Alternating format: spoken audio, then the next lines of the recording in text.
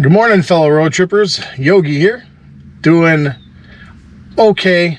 I hope you're doing well. I've recently been diagnosed with cervical radiculopathy. So what that is when you start having vertebrae issues in your upper neck, and somehow, of course, the day before this road trip, I somehow managed to tweak that, and so I'm hurting right now. My upper neck is actually my neck in general, and if you have cervical radiculopathy, you know how fun that can be. So I am really looking forward to this road trip. We are headed to the northwest part of Illinois, Galena. Been there before, a couple years back with a friend of mine, Janie at the Couch. We did some episodes and didn't really get to spend a whole lot of time there in Galena. And my wife was kind of interested in going there because there's lots of, shops and stuff, and the downtown's really cool. And it is the birthplace or hometown of Ulysses S. Grant, former president of the United States. So we thought we'd do some road tripping. We're doing a couple days. We're doing like 3 days. Leaving this morning. It's about 7 o'clock right now, a.m. And we're going to hit some towns on the way to Galena.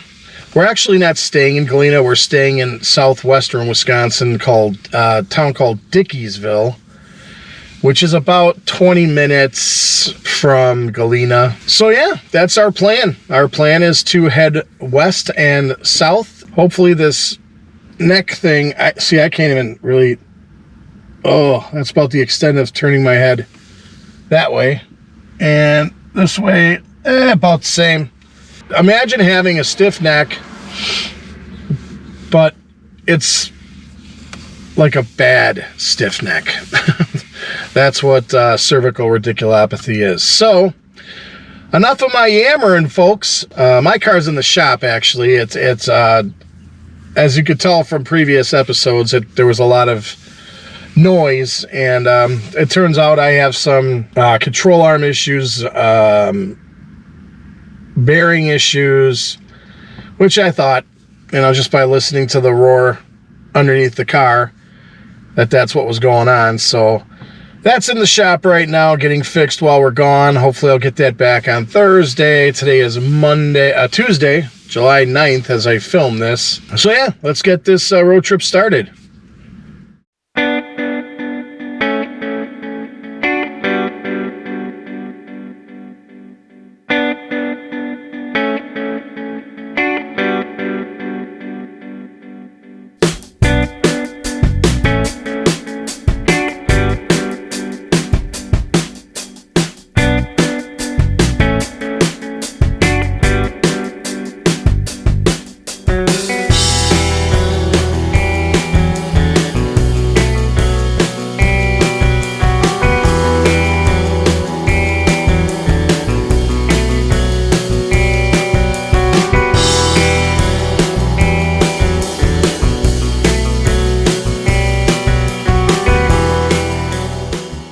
I am in Barneveld, Wisconsin. It is a village in Iowa County.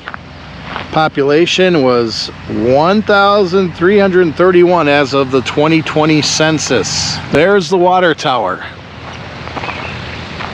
This water tower somehow survived an EF5,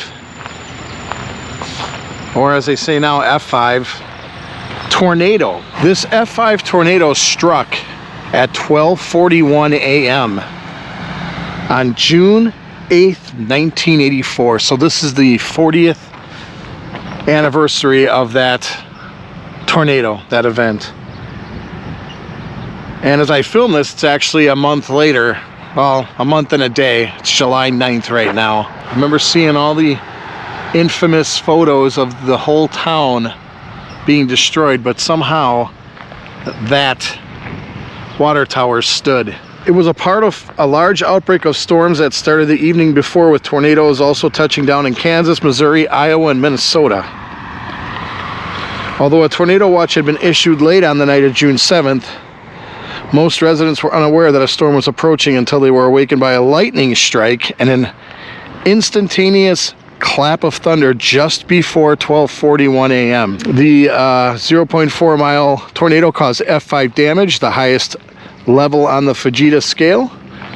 200 of the village's 584 residents were injured and 9 were killed. 17 of the 18 businesses in Barneveld were destroyed, including all of the government offices, the fire station, library, and post office. The town's 3 churches were all flattened. In all, about 170 of the village's 225 commercial, agricultural, and residential buildings were either destroyed instantly or damaged seriously enough that they were unable to be rebuilt. The only remaining and largely undamaged structure was that water tower, which had to be repaired and repainted. Damage to the village of Barneveld was estimated at $25 million. Now this is back in 1984, with damage to the surrounding area put at about $40 million. Rebuilding began immediately, and by 2000 the population of Barneveld was almost exactly double of what it was at the time of the tornado that nearly destroyed the town. The thunderstorm that created the tornado also put on one of the brightest lightning shows in recorded history, generating 200 strikes per minute. Now where we are right here is where the Memorial Park is and where the tornado memorial would be. However, they are redoing this park and redoing the memorial. So it's kind of unfortunate because it is the 40th anniversary and it would have been nice to see the memorial, but it's all torn up right now. I had to get in my car, folks. I was trying to do a segment outside and there's dump trucks everywhere. I mean, they're coming by every 2 minutes and it just was impossible to do so. I'm going to tell you about the demographics. Okay, as of the 2010 census, there were 1,231 people, 457 households, and 331 families living in the village. The racial makeup of the village was 98.2% white, 0.7% African American, 0.1% Native American, 0.2% Asian, 0.1% Pacific Islander, and 0.7% from 2 or more races. Hispanic or Latino of any race were 0.2% of the population. 60.2% were married couples living together. 9.2% had a female householder with no husband present. 3.1% had a male householder with no wife present. And 27.6% were non-families. Median age of the village here, 32.4 years. That's pretty young. Gender makeup of the village, 49.1% male and 50.9% female. Median income for a household in the village was $56,000.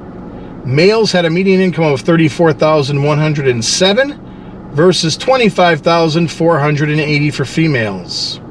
About 4.7% of families and 7.5% of the population were below the poverty line, including 12.2% of those under 18 and 5.5% of those aged 65 and older. The largest employer in the village is Vortex Optics with approximately 210 employees. No notable people from Barneveld, but Barneveld is, it's actually a community that was named after John of Barneveld of the Netherlands.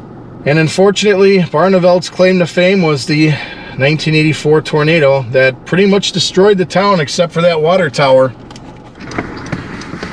We are outside of Barneveld, Wisconsin, and look at this beauty. Tin roof, rusted. Must have been a factory at some point. Cat's crossing the road. We saw a cat before and now it's crossing the road, probably following us. But look at that. Wow. That's nice.